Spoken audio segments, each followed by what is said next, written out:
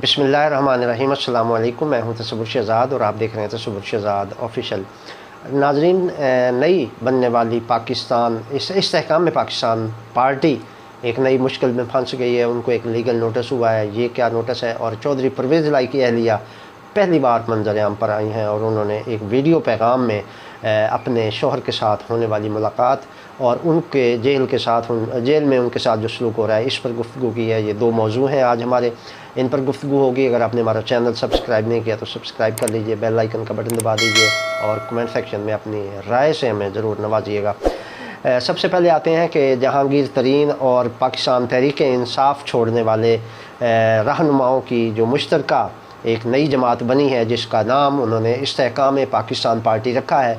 ये जहांगीर तरीन और अलीम ख़ान का बुनियादी तौर पर ये मुश्तरका प्लान था, जिस पर उन्होंने मुख्तलिफ़ रहनुमाओं से जो PTI छोड़ चुके थे, जिन्होंने प्रेस कॉन्फ्रेंसें की और इन प्रेस कॉन्फ्रेंसों में उन्होंने ऐलान किया कि वो पाकिस्तान तहरीक इंसाफ छोड़ चुके हैं। और उन्होंने 9 मई के वाक़यात की मज़म्मत करते हुए सारा मलबा जो है वो चेयरमैन PTI पे डालकर ख़ुद बरी ज़िम्मा हो गए।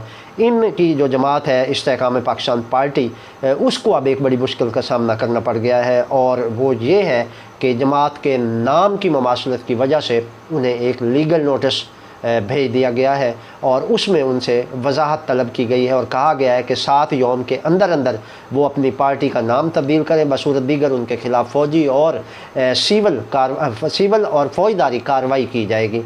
नाज़रीन, इस हवाले से कहा गया है कि जमात के नाम की ममासलत पर इस्तेहकाम पाकिस्तान तहरीक ने 9 मौजूद सियासी जमात इस्तेहकाम पाकिस्तान पार्टी के बानी जहांगीर तरीन और पार्टी के सदर अब्दुल अलीम ख़ान को एक लीगल नोटिस भिजवाया है और उस लीगल नोटिस में उनको कहा गया है इस्तेहकाम पाकिस्तान तहरीक के लीगल एडवाइज़र जवेद सलीम शोरिश की जानिब से कि ये हमारी पार्टी है और इसका नाम हमारी पार्टी से मिलता जुलता है और आपने हमारी पार्टी का नाम, हमारी पार्टी का मंशूर और हमारी पार्टी का झंडा चुराया है। और इस हवाले से जो तर्जमान लीगल एडवाइज़र हैं पाकिस्तान इस्तेहकाम पार्टी के, उन्होंने कहा है कि अलीम ख़ान और जहांगीर तरीन को अपने लीगल नोटिस में कि हमने ये जमात अपनी जो इस्तेहकाम पाकिस्तान तहरीक है उसके लीगल एडवाइज़र ने कहा है कि हमने ये जमात 25 दिसंबर 2021 को हमने इस जमात की बुनियाद रखी थी और 17 मई 2022 को इसको इलेक्शन कमीशन में हमने रजिस्टर्ड करवा लिया था और इलेक्शन कमीशन में रजिस्टर्ड होने के बाद हमें सिक्का इंतखाबी निशान मिला था। तो इस पर उन्होंने कहा कि इस्तेहकाम पाकिस्तान पार्टी के बानी जहांगीर तरीन और सदर अलीम ख़ान ने इनकी जमात का नाम और मंशूर चुरा कर हमारी पार्टी के नाम पर अपनी नई जमात बना दी है, जो गैर कानूनी और गैर आइनी इक़दाम है। और लीगल एडवाइज़र जनाब जवेद सलीम शोरिश की जानिब से दोनों रहनुमाओं को कहा गया है कि वो अपनी पार्टी का नाम तब्दील करें और 7 यौम के अंदर अंदर नाम तब्दील करके उन्हें आगाह करें, बसूरत दीगर उनके ख़िलाफ़ कार्रवाई अमल में लाई जाएगी। तो ये नाजरीन, अभी जो जमात बनी ही नहीं थी, अभी नौज़ायदा जमात है और इसके अभी कुछ सेटअप भी बन रहा था, तो उससे पहले ही एक मुश्किल का सामना करना पड़ गया है उनको। और अब उनके लिए ये लीगल नोटिस मिलने के बाद अब ये कहा जा सकता है कि उन्हें अपनी पार्टी का नाम तब्दील करना पड़ेगा। बसूरत दीगर वो इस पर सिविल और फ़ौजदारी कानूनी कार्रवाई का पूरा हक़ रखते हैं।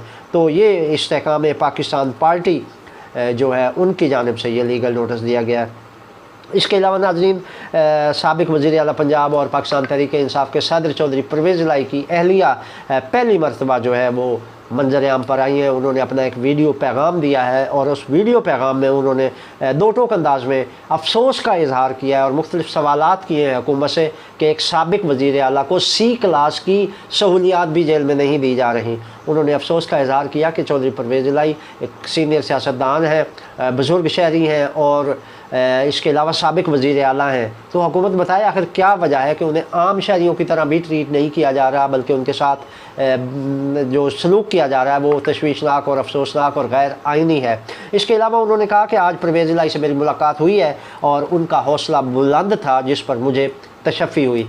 बेगम चौधरी परवेज़ इलाही का कहना था कि चौधरी परवेज़ इलाही ने अपना ये सारा मामला अब अल्लाह पर छोड़ दिया है और अब उन्होंने ये कहा है कि वो डटे हुए हैं, वो पिसपा नहीं होंगे और इन हालात का मुकाबला करेंगे।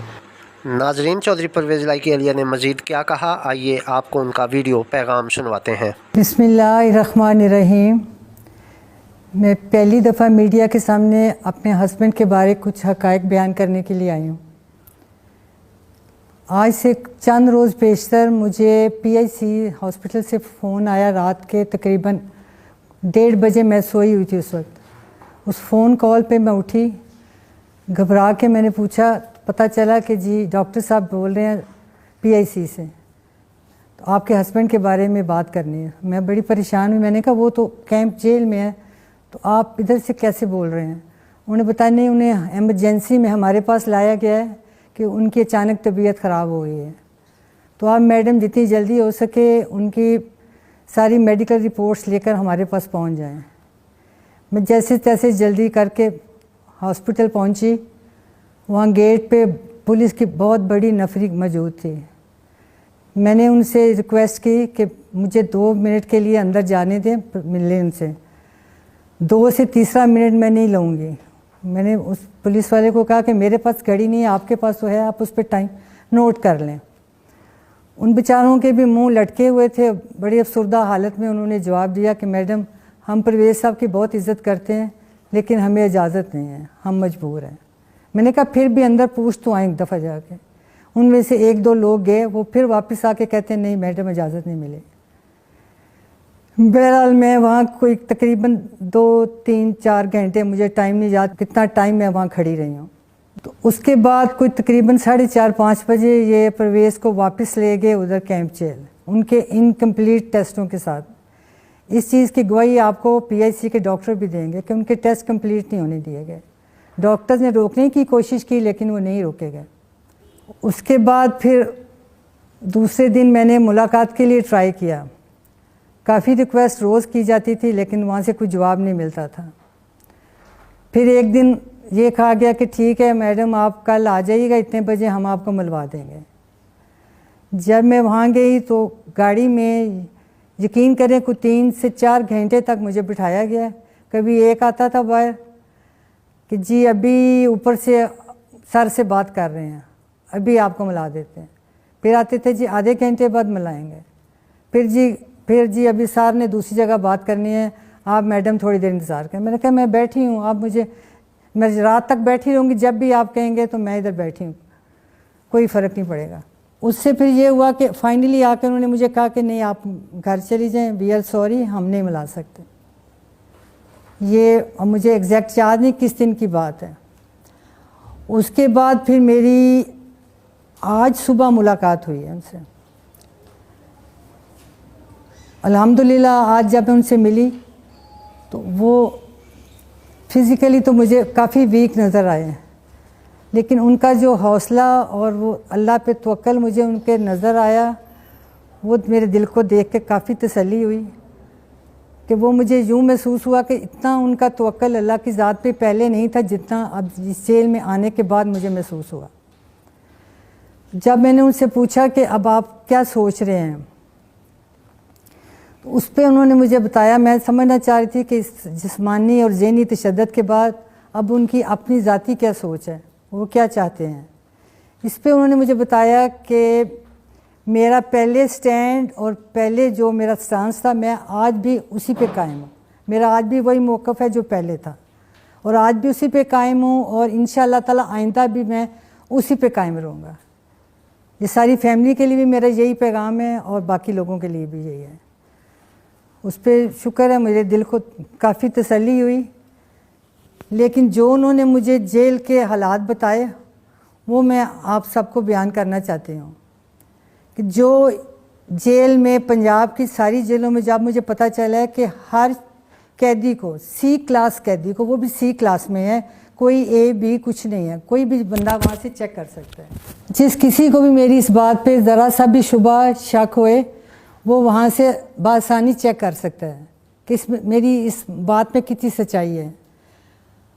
और C क्लास से मुराद वो है जो कि पाकिस्तान के, पंजाब के हर शहरी को, C क्लास वाले को जो सहूलतें मुयस्सर होती हैं, उनको वो नहीं दी गई। मेरा सिर्फ ये सवाल है, मैं ये जानना चाहती हूँ, 77 ईयर उनकी एज है, उस शख्स के साथ یہ ظالمانہ سلوک کس لیے کیا جا رہا ہے اور یہ جبر و استبداد کس وجہ سے؟ آخر ان کا قصور بتائیں، اتنا بڑا کیا قصور ہے؟ اور یہ ہماری سنوائی کیوں نہیں ہو رہی؟ اس کی کیا وجہ ہے؟ کہیں داد رسی نہیں ہو رہی۔ میں صرف اس وجہ سے سامنے آئی ہوں کہ اس چیز کا مجھے کہیں سے کوئی جواب تو دے کہ کیا وجہ ہے یہ سب چیز کے، کہ جو بنیادی حقوق ہیں عام شہری کے، ان کو عام شہری سمجھیں، عام قیدی سمجھیں۔ عام قیدی کے طور پہ تو ان کو سہولتیں ملنی چاہیے یا نہیں چاہیے؟ مجھے صرف اس چیز کا جواب چاہیے کہ یہ سب کس لیے ہے۔ وہ شکر ہے اللہ کا، الحمدللہ ان کا توکل اللہ تعالیٰ کی ذات پہ مجھے دیکھ کے بہت خوشی ہوئی ہے کہ وہ ان کا بہت سٹرونگ ہے۔ پتہ نہیں اللہ جانتا ہے کس وجہ سے ہو گیا، کیسے ہو گیا، یہ اللہ کا ہی کرم ہے خاص ہمارے پہ، اور اس کے علاوہ تو اور کچھ نہیں نظر آتا۔ ہم تو گناہ گار سے لوگ ہیں، اور میں اس کے آخر میں مجھے جو ان کا توکل، ان کا بات چیت کا انداز دیکھ کے جو سمجھ آئی ہے وہ یہی سمجھ آئی ہے جو میرے ذہن میں بار بار قرآن پاک کی یہی آیت آ رہی ہے، وَأُفَوِّضُ أَمْرِي إِلَى اللَّهِ، کہ میں اپنے معاملات اللہ کے سپرد کرتا ہوں۔